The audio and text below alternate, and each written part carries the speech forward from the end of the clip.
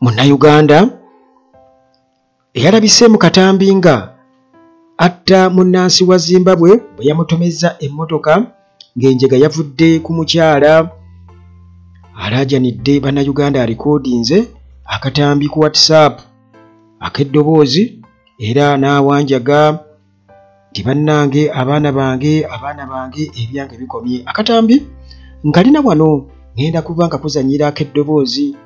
Ali Mugoya nga alaajana. Ate General Museveni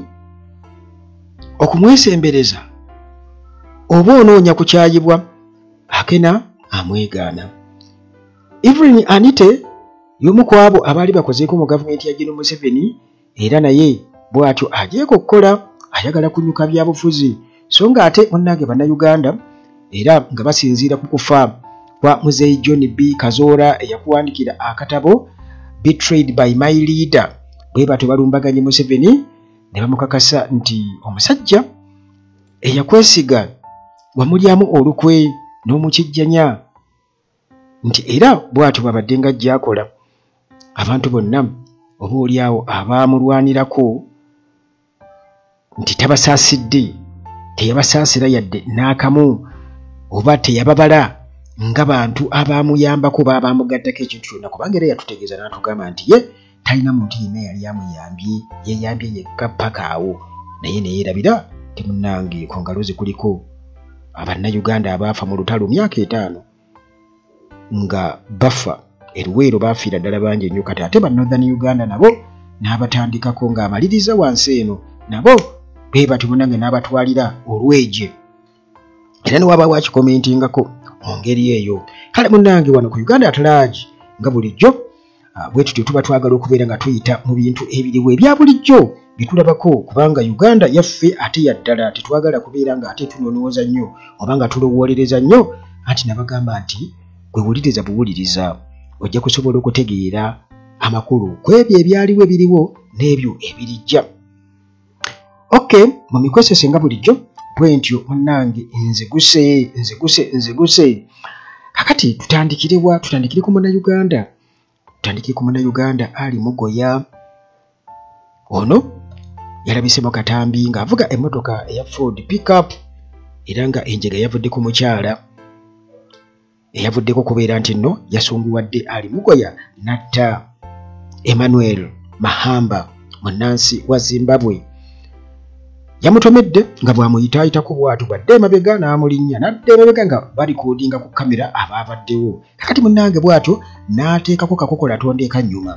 n'adduka emmotoka oluvannyuma poliisi yagizudde nga bakozesa intelligence yaabwe nga waliwo omuntu omulala agivuga oyo ne bamubowa ng'alina okubannyonnyola agibaddemu be yagikozesezza okutta Emmanuel Mahamba gy'ali era nga ye Ali Mugoya. Kati Ali Mugoya n'abaako gye yeekweka gy'agenda otunnyonnyola obulungi mu katambi akaddoboozi ke yalikodinze ng'awanjagira bannayuganda okubeera nga bamuyamba era munnange oluvannyuma n'agombwamu obwala. Naye bagamba nti lubaaliwo omulamu takola ki tasamirirwa. Kasooke ku eddoboozi lya Ali Mugoya nga ali mu nkomyo bamaze okubeera nga bamukwata kati ng'ensi emufundiridde nga munnange akakasizza nti ebibye biwedde ng'alaajana. Muganda wange nsaba onnyambe yeze Dr. Arizona kyamaani wammwe omulungi bannange nsindika amaloboozi gange gano eri bannayuganda bannange abalungi n'ababi mwenna abanjagaliza ebibi. Essaawa zino maali badde temunjagaliza bibi. Abasajja bankutte nabadde Limpopo nga gye neokomye bankutte naye nga bwerirongo holiday simanyi oba anaagenda ddi mu kkooti naye nga obulamu bwange bwo buwedde era bukomye. Kyembasaba mbasaba munnyambe kyosobola kyonna munyambire abaana bange wabeerangawo obuyambi bwonna munyambire abaana bange bannange obulamu bwange bukomye. Bannayuganda banteeka mu mbeera n'abampanga amawulire abaakolanga buli kimu naye bonna mbamanyi era bwe naba ntuuse mu kkooti nga Allah anyambye ne ngenda mu kkooti simanyi kye bagenda kunsalira simanyi kye bagenda kuŋŋamba naye buli kimu kitadde mu mikono gya Katonda wange omulungi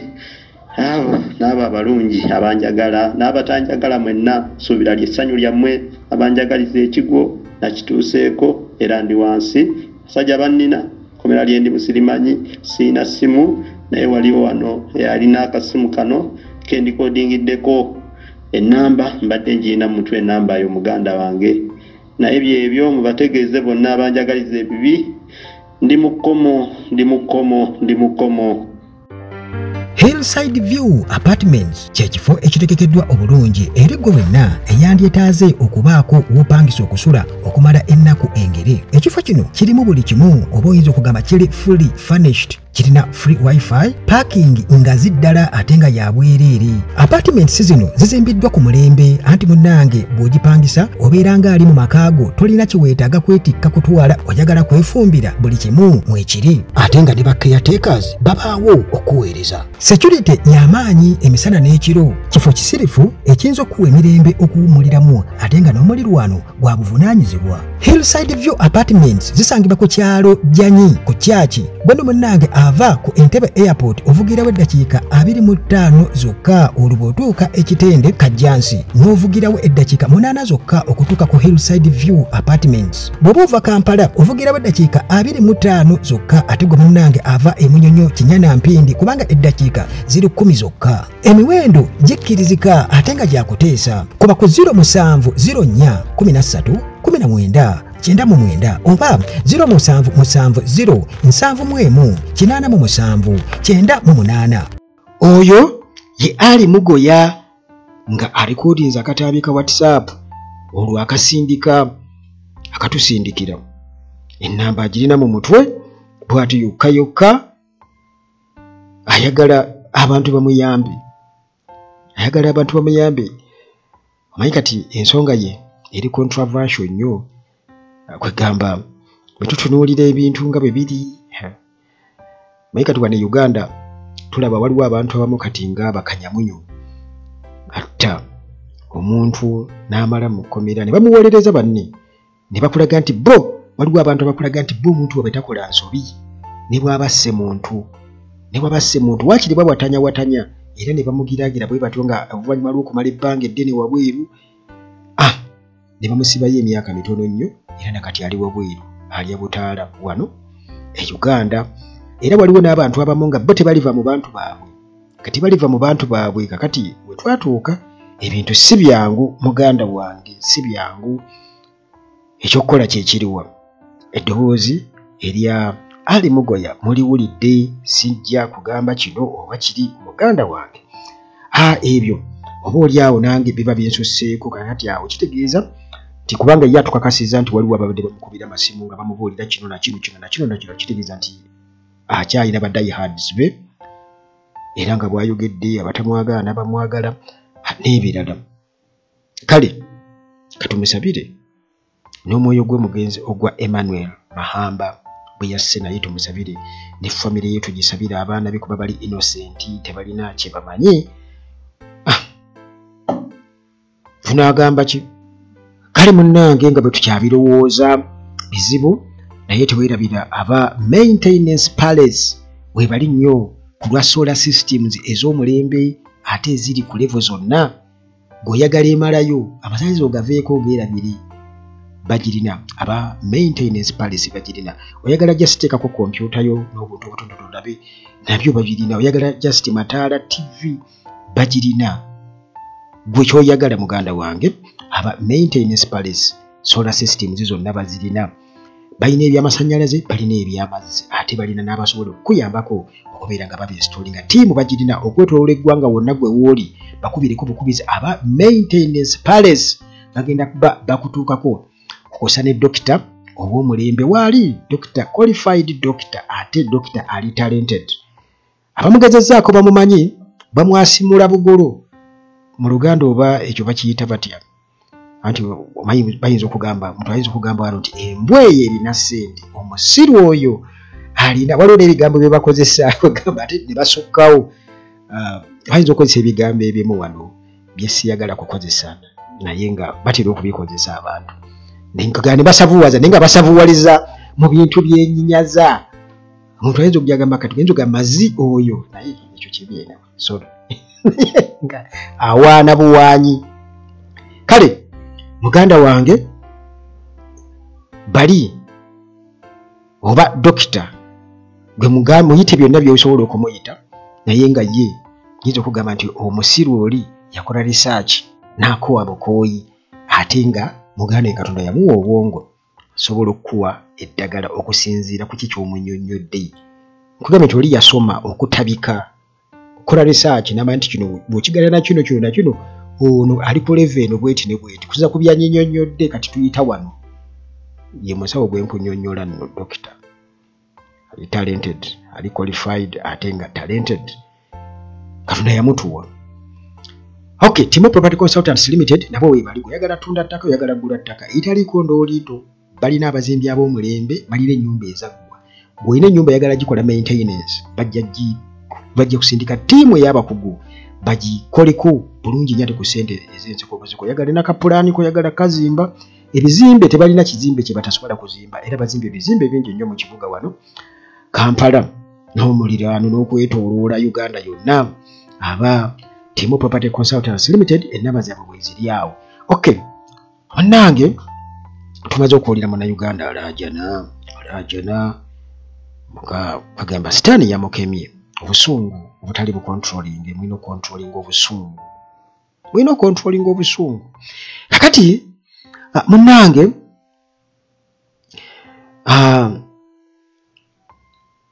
Museveni nga Mzee John B. Kazoora amaze okufa Bannayuganda be batyo ne bamulumbagana ne bagamba nti musajja gwe Museveni abantu abalwana naawe lwaki tosobola kubeera nga mu butuufu obaako kwegamba omutima gwo gugamba nti obwange wakubadde kale agenze ku opposition naye era still asaana okubeera nga abenefitinga kubanga yayita mu kufa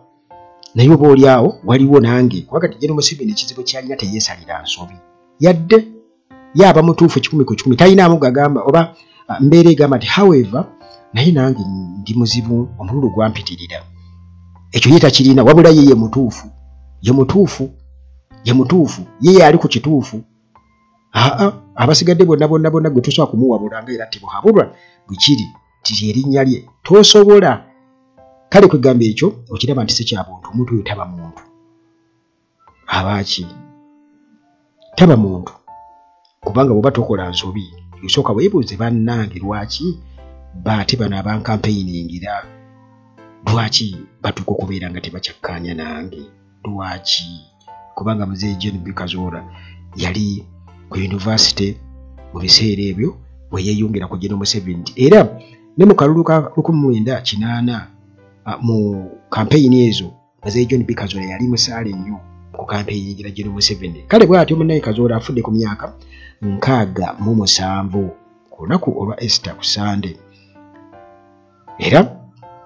nga nikubadde abadde mulwadde ebirwadde bibadde munnange bimulumira ddala era abadde yafulumako wabiri w'eggwanga ebyo yakoma obujuzi n'asinkana General Museveni kale mu katabo ke yawandiika Betrayed by my leader akalaga obutali bumativu era n'alaga ebintu bingi nnyo omusajja munnange eyalina obulamu bwe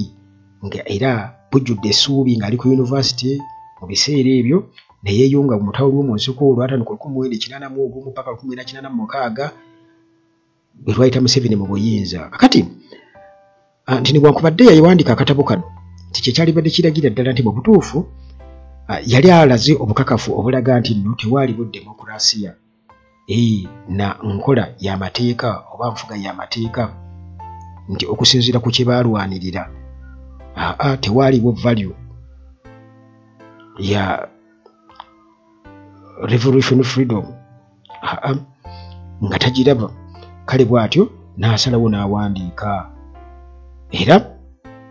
abantu bo bagamba nti Museveni ayitirizza nnyo okusidelininga n'okunegelectinga kwegamba okusenza oluti banne be yazimba nabo ekintu ndi ayitiriza kwegamba wabaawo kiri kigamba oba kiyali badde agamba nti butuufu twali badde amasasi gaatutta oba atubba amasasi ne tufa naye bano kale ne wankubadde banyiivu naye at least siyinza kusunguwala kutuuka ate ku nsonga eri kakati munnange bo bagamba nti Museveni asidelininze nnyo n'anegerekitinga be yalwanagana nabo kakati munnange bo nga bagamba nti Kazola died a betrayed man era nga akatabo ke byakawandika betrayed by my leader era nga bamulaba nga true revolutionary abandoned by the system helped to build yayamba nnyo system yali Museveni yagamba nti yeyamba yekka mu lutalo yekka yakuba emmundu naye nga ate bagamba nti teyekwata na ku mmundu era nga n'amagye genyini talina gye yagasomera nti oba gaagano kakati bannange bangi nnyo ba opposition activists nga Ronald Muhinda bonna nga bakungubagira omusajja eyawandiika akatabo betrayed by my leader kale bwe batyo nga bagamba nti munnange azeeyo eri omutonzi we Kazola ajjukira yakolako mu gavumenti ya General Museveni nga Director of Political Affairs mu Ministry of Intelligence ate bwatu yakiikirirako Kashari County mu Parliament nga tanaba kubeera nga munnange ate ayawukana ku movement system era munnange omusajja ono kwegamba oyinza okugamba nti awadde oba yandibadde awo ekyokulabirako nti teri muntu kubanga bangi nnyo bafudde General Museveni ajja kufa n'abalala nti abantu bandibadde oba oli awo babaako n'embeera ne balima kukijjanya nnyo bannaabwe kubeera nga baagala babape abalemesa ensi eno General Museveni gye buvuddeko yali ayogera ku bantu babadde nga nabo baagugulana nabo mu byobufuzi yayogera wano yayogera ku ani ku Cecilia Ogwal era yagamba nti Museveni yali ayogera in fact yabyogera 2:21 that's what I think mu campaign yagamba nti yandibadde attabangi omuli ne Cecilia Ogwal mbu era singa yatta Besigye yali badde afanga omuzira ebyogera 2:21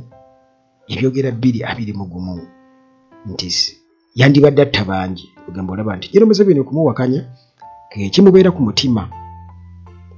kiba kyekuusa ku ekyo kubanga bino ebyogera 2:21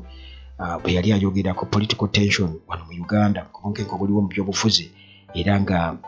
agamba nga agezaako kukuba ekifaananyi ku buzibu obubonkenke frustrations ne ba key opposition figures nti abamuteekanga ku bunkenke era yali ayogerako eri mu press conference zaali ennaku z'omwezi ga 10 June 2021 General Museveni bw'ati wagezaako okubeera nga agabanako endowooza ze nti enkwatagano oba relationship yabadde nga nabo n'abo abamuwakanya ba critics era nga ayogera ku bonkenke nti political environment wano mu Uganda emyaka gyonna egiyise Museveni bw'atu yatandika na kwogera ku Cecilia Ogwal ono nga mumumanyi bulungi nnyo Cecilia Ogwal yafa naye nga yali w'amaanyi nnyo mu opposition y'omu ku maloboozi ag'amaanyi nnyo mu opposition wano era nga General Museveni mu kiseera ekyo kugambye nti yabyogera bino 2:21 ennaku z'omwezi zaali 10 mwezi gwa June n'agamba nti yageraageranya ku Cecilia Ogwal yamuyita Dano Orach mu luluwo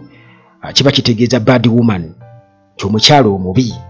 amugamba ng'omukyalo omubi era ekigambo yakinoonyereza n'agamba nti omukyalo omubi mumuyita muti eyo wamu mu luluwo nti Dano Orach n'agamba okay kati nga mulaba nga Dano Orach lwamulaba amulaba nga Dano Orach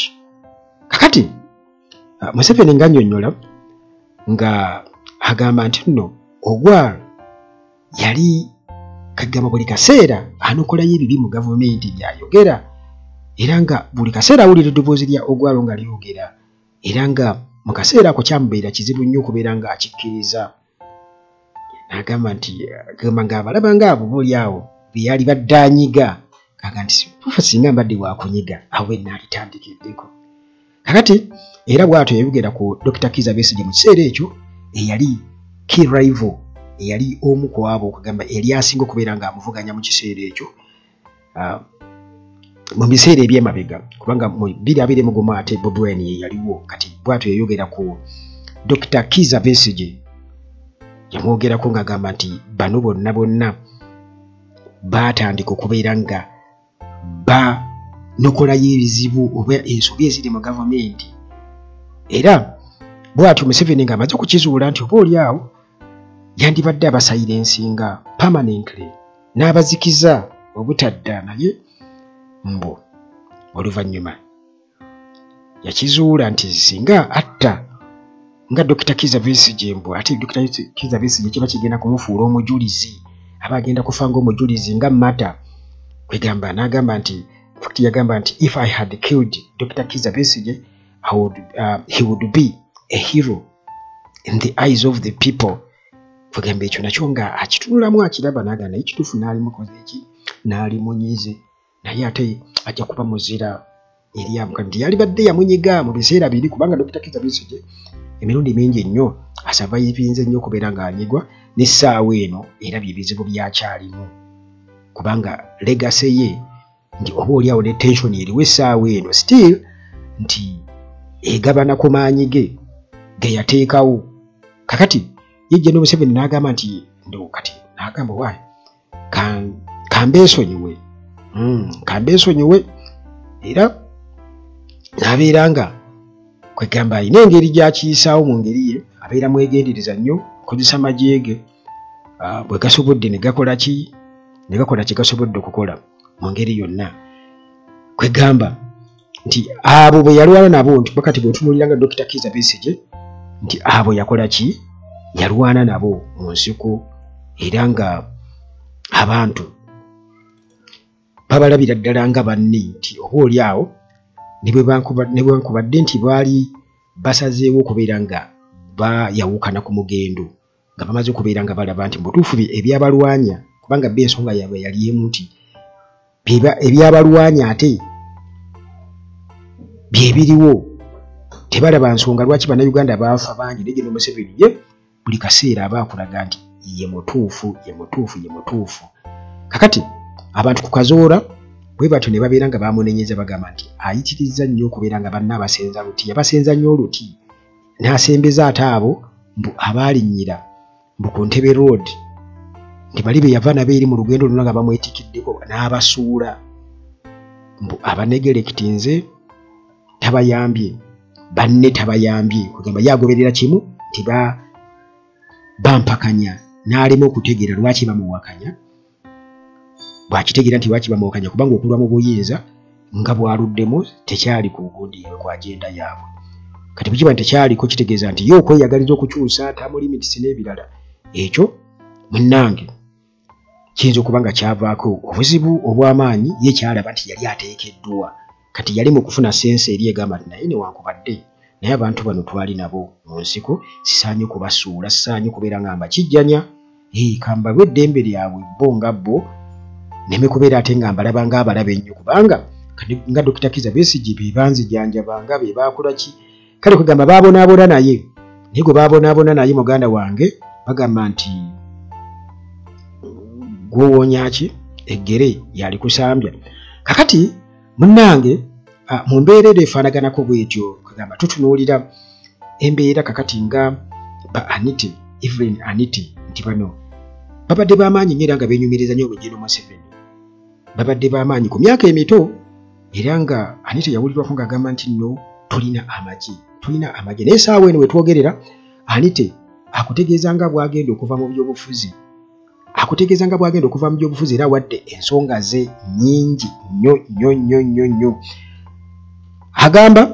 nga ye minisita agamba nti ebyobufuzi alabika abinnyuse era tabiraba mu value yadde. Ono agamba ekisooka biri expensive nnyo,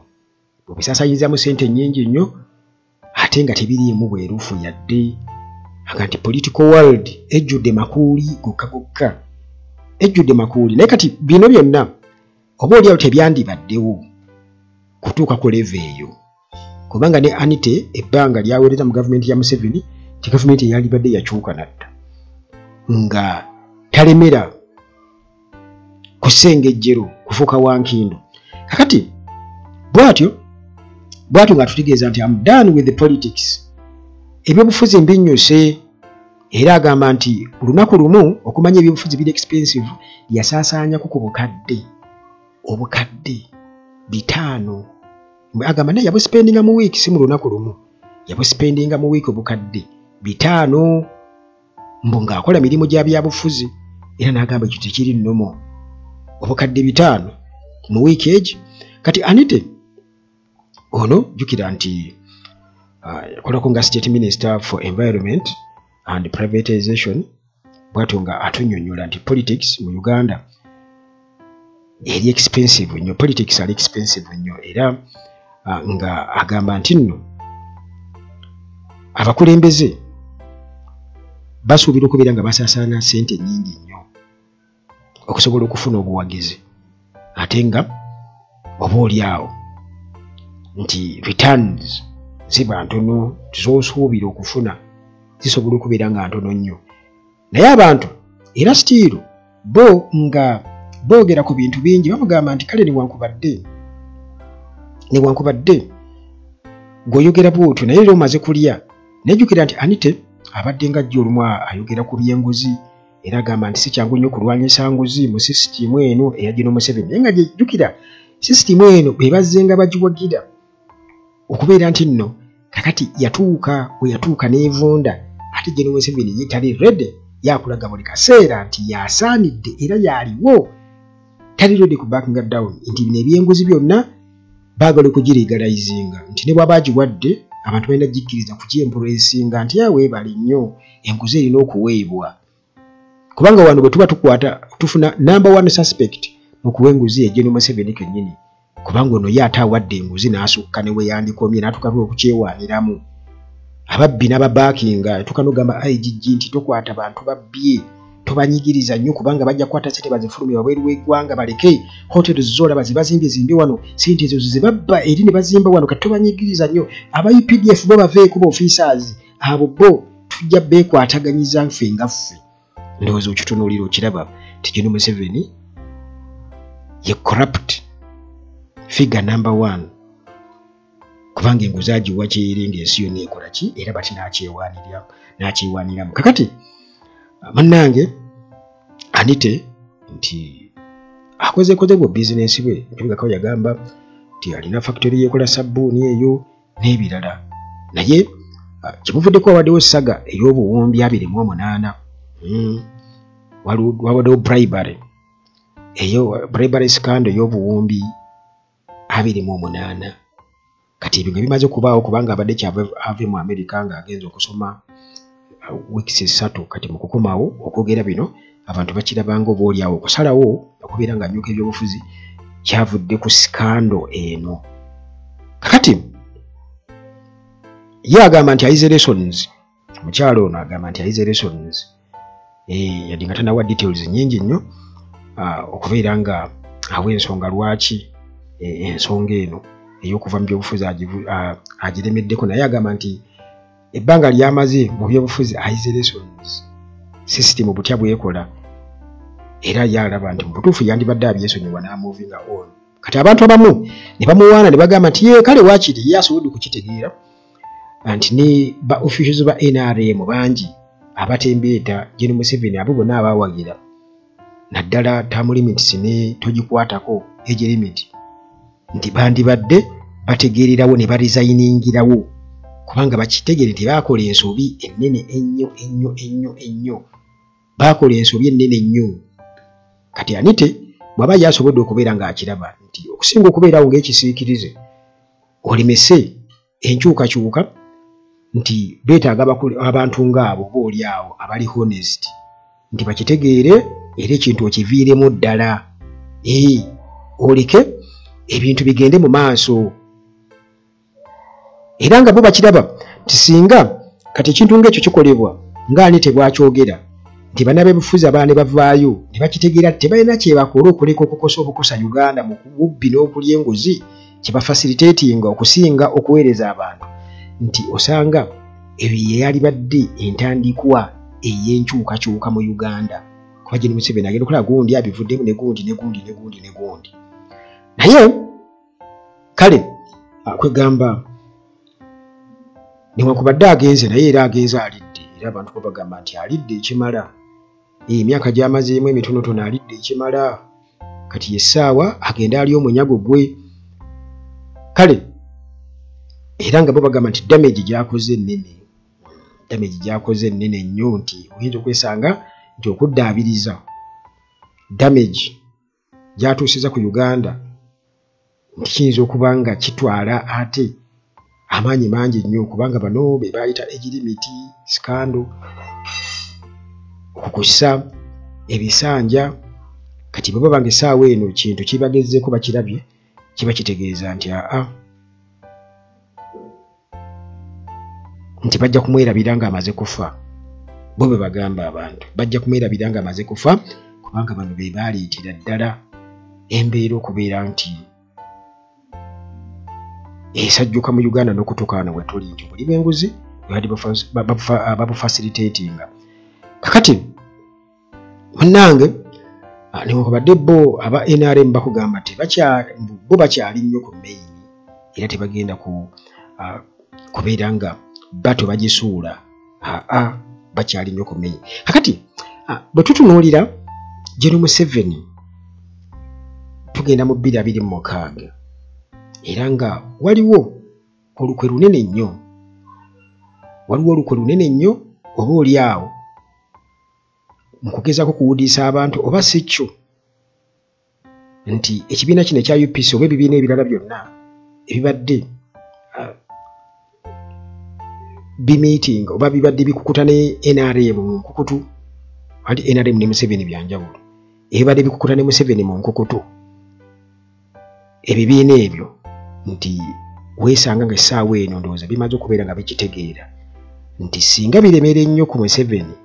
tebagenda kusigazaawo legasi kubanga ye yajja kumalawo opposition jjukira nti UPC yalugwamu DP n'erugwamu n'ebibiina ebirala lalaawo ne bikola ki ebirugwamu nti FDC weeri nti ekikonde Museveni gye yakikuba yakuba ekibiina kya FDC nti n'okutuusa kati tebanaba kuregeyininga stand olwa sinaariyo eri ey'akasente kali ke baalya ke baakozesa bonna ke bakkiriza ne baadimiitinga nti baakafuna kakati tulaba nga Jimmy Akena ab'ekibiina kye jjukira nti buno obukulembeze obw'ebibiina kati nga DP be bakola endagaano ne Museveni era bo be bafuna ssente be bazirya be babeera n'abakuumi b'SFC n'akasente nga bakafunira ddala kati bano abagoberezi oba oliawo ne bapate members abamu kati nga bw'olaba mu DP nti Museveni yabasuubiza obwa minisita n'ebirala naye tutuuse kugenda mu kalulu ka 2026 nga waliwo abamu kubalowooza nti bagenda kuba bagudde mu bintu babawa obwa minisita naye wa Mao yekka yafunamu ne munno oli ali eri mu Legislative Assembly ya East Africa kakati nti Akena alina obuzibu essaawa eno naddala bye bapate members oba n'abo ba staunch members ab'ekibiina kino ekya UPC bo abakyakkiririza mu UPC ng'ekibiina era nga tebakiraba nti kirina okuba n'akakwate ne NRM kati Akena nga pulezidenti w'ekibiina alina obuzibu olw'okukakasa abantu nti story zonna eziraga nti nno yasisinkana Museveni mu security meeting agamba nti za bulimba kati alina okumatiza abantu za bulimba naye nga za bulimba kubanga ebbanga lyonna tubadde nga tujja tuwulira bwe tutyo Jimmy Akena era nga president wa Uganda People's Congress UPC akumba ne ku paasi nti tasisinkana nku Museveni secretary mu kyama tebasisinkanangako kati oyinza okwesanga ne Mao naye azira ngaafe tetusinkanako ne Museveni mu kyama naye ekyama kiki nga tewali bantu wakati Mao bwe yasisinkana Museveni nga bakola memorandum yaabwe basayininga ku memorandum endagaano yaabwe ey'obufumbo DP ne NRM waliwo abantu era nekabayanizi bakwata kati kyoba anjoga nti byali byakyama kakati noono naye tetumanyi kyama kikyategeeza kuba yagamba nti tasisinkanaako Museveni mu kyama era nga agamba nti waliwo abantu abageza kukubeera nga bamusibako amatu g'embuzi okumuliisa engo nga bageza kubeera nga bakonfusinga bannayuganda era yagamba nti nno tagenda nkumu secret meeting ne Museveni agamba nti waliwo abageza kubeera nga bateekawo stories ebyo bonone erinnya liba wekeninge banafiye ekibiina kya UPC era bw'atyo n'agamba nti naye njagala okubakakasa nti nno tebijja kukola tuke tugenda mu 2026 kakati yawo tetumanyi sente zagenda okukozesa mu campaign agenda kuzijjawa anti wano wali obuzibu bwa Uganda jukira nti akenoono kati okwogera bino kitegeeza nti ne mu Northern Uganda abantu batandise okubeera nga tebamukkiririzaamu kubanga bakimanyi bulungi nnyo nti bano ne Museveni bassa kimu kati olwo ab'ekibiina kye bamuteeka ku nninga jukira juzi nakunnyonnyola nekugaa ne ku laale za NRM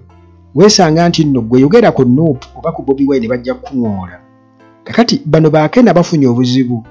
bagenza okuzizuula oba okubeera nga abayimuka bwe bati okuzuukuka bagenza okiraba nti kibadde kibawa amakulu weesanga nti nno ate waliwo wave ekitutte nti bagenda okugira bati bagenda okulaba nga Nuupu Bobi Wine opposition erina engeri gyesenseddemu ebitundu byabwe kati okulabayo amaanyi ago kitegeeza nti balina okunviisinga abantu baabwe kubanga bali babanenya kimu nti mmwe mulya ne Museveni ne mutatufaako waliwo ebizibu bye tulina kubanga era akena ebizibu ebyo naye kennyini abimanyi kubanga bano bagamba nti akena nti yeeyunga ku kibiina kya NRM kyekisooka era abadde apepeya ne Museveni ate era nga bagamba nti nno ayinza okuba alina ne pulaani egenda okweyunga ku Patriotic League of Uganda eya Muhoozi Kainerugaba kakati akena alina obuzibu bino bwena alina okubyegaana naye ng'agenda kubyegaana atya agamba mbu ye takolanko na NRM tagenda kujoyininga PLU ye wa UPC era agenda kusigala nga wa UPC era nga focus ye mbu eri ku kalulu ka 2026 mbu agenda kubeera yesimba kuba president ku tiketi ya UPC era n'agamba nti nno agenda kwetoloola eggwanga lyonna ng'asisinkana ba ordinary citizens okubeera ng'awuliriza ebizibu byabwe kati olwo abantu ne bamugamba naye ate ng'obadde weebase nnyo obadde okola ki mu tulutu obaddemu obadde okola kyozukuka kati kale bw'ati agamba nti bagenda ku rebuildinga UPC era yagiraba nga strong alternative essaawa eno nga yeyina okubeera ye strong alternative ku current government eriwo okugamba nti okujja ebizibu Museveni byataddewo UPC yeyina okubaawo kale mbu yeetoolodde eggwanga lyonna era mwetegefu nnyo okuba nti nno aliidinga change Jimmy Akena kakati ebizibu abantu bye bamugamba nti bye yaleka oba byabadde atunuulira ekyamuli agamba nti ente zaabwe ezabbibwa ettaka lyabwe eryabbibwa